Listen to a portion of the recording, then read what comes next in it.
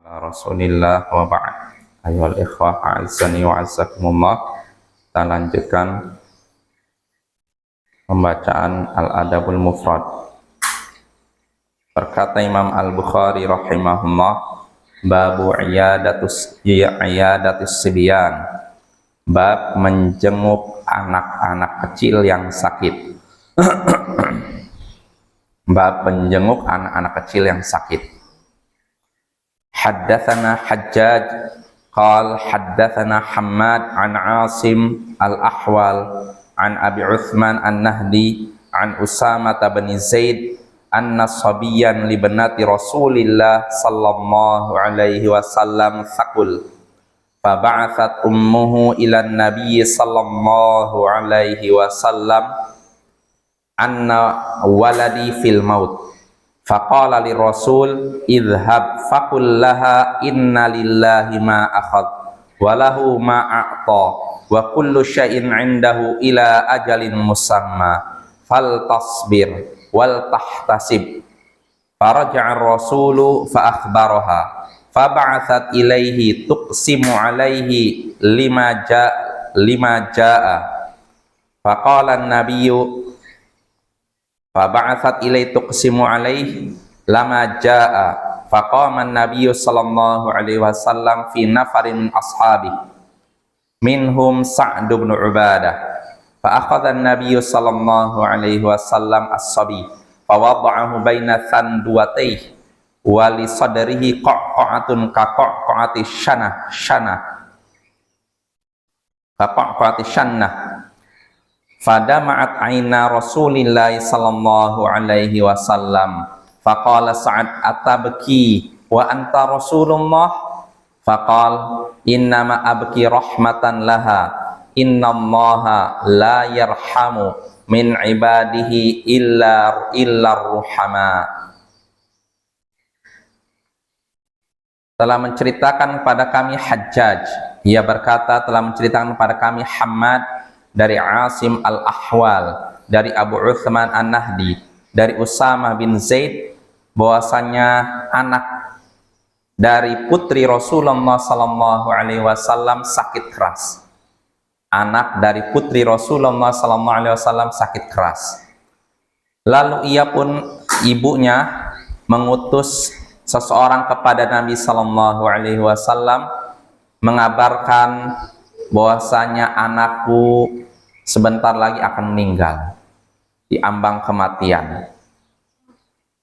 Maka Nabi pun berkata kepada utusan orang yang diutus tersebut, pergilah, katakanlah kepadanya, kepada si ibu, sesungguhnya innalillahi ma akhad, sesungguhnya milik Allah lah apa yang dia ambil, walahu ma'ata, dan milik dia juga apa yang dia beri, wa kullu syai'in 'indahu ila ajalin musamma, dan segala sesuatu di sisinya sampai batas yang telah ditentukan. Fal tasbir wal tahtasib, hendaknya ia bersabar dan mengharapkan pahala dari Allah. Maka orang yang diutus pun kembali kepada si ibu itu, kepada putri Rasulullah, mengabarkan apa yang dikatakan oleh Rasulullah, dikatakan oleh Nabi sallallahu alaihi wasallam.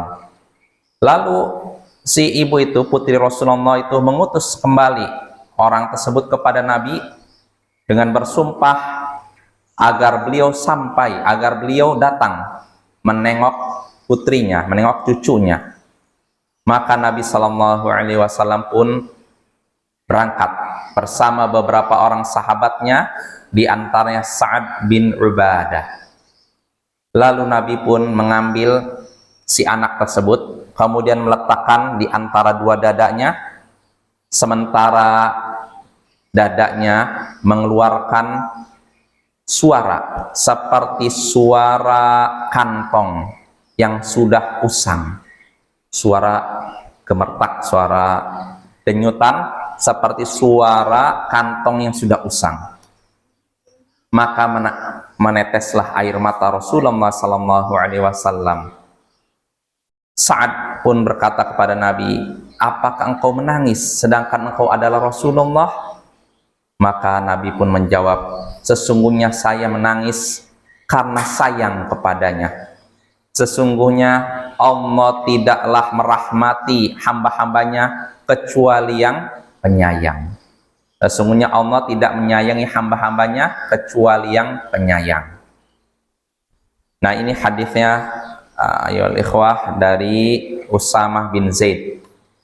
Jadi di sini Usamah menceritakan bahwasanya putra atau anak dari putri Rasulullah sakit keras. Cucu ini ya. Dalam riwayat lain disebutkan putri Rasulullah ini Zainab dan cucunya adalah Umamah binti Zainab. Jadi cucu Rasulullah ini sakit keras, maka Zainab pun mengutus seseorang kepada Nabi, meminta Nabi datang dengan mengabarkan anakku sebentar lagi akan meninggal. Artinya cucu Nabi sebentar lagi akan meninggal. Namun Rasulullah ketika itu tidak bisa datang. Beliau memberi pesan kepada orang yang diutus oleh Zainab ini, pergilah katakan kepada Zainab, sesungguhnya milik Allah apa yang dia ambil, dan milik dia juga apa yang dia beri, dan segala sesuatu di sisinya sampai batas waktu yang telah ditentukan. Maka hendaknya dia bersabar dan mengharapkan pahala. Nah, ini artinya suruh balik lagi. Maka orang yang diutus oleh Zainab ini balik lagi, menemui Zainab, mengabarkan ucapan Nabi tadi. Namun apa reaksi Zainab? Zainab pun mengutus kembali orang tersebut dengan bersumpah, sampaikan kepada Rasul, demi Allah hendaknya Rasul datang, hendaknya ayah datang, karena mungkin berharap sekali Rasulullah menyaksikan cucu yang dalam sakaratul maut itu. Akhirnya Nabi pun datang bersama beberapa orang sahabatnya, di antaranya Sa'ad bin Ubadah. Nabi datang ke tempatnya Zainab, lalu beliau melihat cucunya dalam keadaan sakit keras. Beliau pun mengambil cucunya tersebut, meletakkan di antara dua dadanya. Dalam keadaan dada si cucu ini, suaranya mengeluarkan suara seperti suara tadi kantong kulit yang sudah tua. Artinya apa? Orang kayak orang meninggal kan gitu suaranya, kayak berat gitu loh. Nah, kurang lebih begitu. Jadi si bayi ini mengeluarkan suara desahan yang sangat berat, menahan sakit gitu. Maka melelehlah air mata Rasulullah SAW. Kemudian Sa'ad pun berkata, apakah engkau menangis sedangkan engkau adalah Rasul Allah? Artinya menurut Sa'ad itu heran, kok Anda menangis? Anda kan Rasulullah, utusan Allah, kok bisa nangis? Maka Nabi pun menjawab, sesungguhnya saya nangis karena sayang kepadanya. Artinya saya nangis bukan karena menolak takdir Allah, bukan karena memprotes keputusan Allah, tapi saya nangis karena sayang kepadanya. Dan sesungguhnya Allah tidaklah menyayangi hamba-hambanya kecuali orang-orang yang penyayang. Artinya di antara hamba-hamba Allah yang disayangi Allah ya yang penyayang, ya bukan orang yang berhati keras. Nah, ini makna hadisnya, insya Allah jelas. Nah, dari hadis ini kita bisa mengambil beberapa pelajaran, di antaranya pertama, bolehnya menghadirkan orang-orang soleh, orang-orang berilmu untuk menyaksikan orang yang mengalami sakaratul maut. Bolehnya menghadirkan orang yang soleh, orang berilmu untuk menyaksikan orang yang dalam keadaan sakaratul maut. Ya, untuk apa? Untuk mendapatkan doa dari mereka. Ya, contohnya di sini Zainab ingin ayahnya yaitu Rasulullah menghadiri sakaratul maut yang dialami putrinya yaitu cucunya Rasulullah. Nah, yang seperti ini diperbolehkan ya. Karena apa? Ya, untuk mendapatkan doa mereka, doa orang soleh, doa orang yang berilmu itu lebih mungkin untuk dikabulkan oleh Allah. Nah, ini pertama. Lalu faedah kedua yang bisa kita petik dari hadis ini juga, di antara doa takziah yang disyariatkan Bapak, itu yang diajarkan Nabi tadi. Jadi kalau kita ingin takziah, sebenarnya takziah boleh pakai ucapan apapun, mau pakai bahasa Indonesia pun silakan. Semoga kamu bersabar ya, semoga Allah memberikan pahala yang besar kepada kamu, semoga boleh bahasa Indonesia.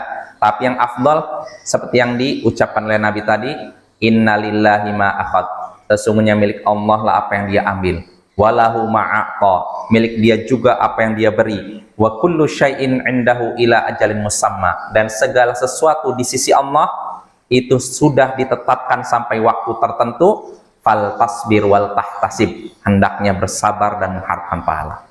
Nah, ini kalimat yang paling baik yang bisa kita ucapkan ketika takziah, kita menghibur, melayat orang meninggal, ya. Lalu faedah berikutnya yang bisa kita petik dari hadis ini, bolehnya bertakziah walaupun tidak diundang. Boleh bertakziah walaupun tidak diundang. Misalkan ada orang meninggal, kita mendatangi keluarganya, walaupun kita tidak diundang, boleh. Saya bukan kerabatnya, bukan familinya, tiba-tiba datang ke rumah orang meninggal, ini diperbolehkan. Beda halnya dengan walimah. Walimah nikah, kita nggak boleh datang ke walimah nikah kalau kita tidak diundang.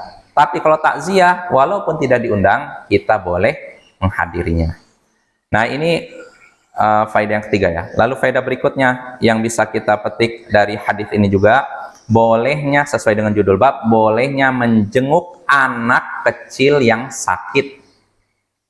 Menjenguk anak kecil yang sakit atau hendak meninggal. Ya, karena ini dipraktekkan oleh Nabi Shallallahu Alaihi Wasallam. Lalu faedah berikutnya juga yang bisa kita petik dari hadis ini, bolehnya menangis karena kematian seorang selama tidak disertai ratapan, cuman tetesan air mata, itu diperbolehkan, seperti yang dicontohkan oleh Nabi Shallallahu Alaihi Wasallam. Lalu faedah terakhir yang bisa kita petik dari hadis ini, keutamaan orang yang memiliki sifat sayang. Karena dalam hadis ini disebutkan Allah hanyalah menyayangi orang-orang yang penyayang, orang yang berhati lembut, ya. Adapun orang yang tidak penyayang, berhati keras, ini tidak akan disayangi oleh Allah. Wassallallahu ala nabiyyina Muhammadin wa ala alihi wa sahbihi ajma'in, wa akhiru da'wana anil hamdulillahi rabbil alamin.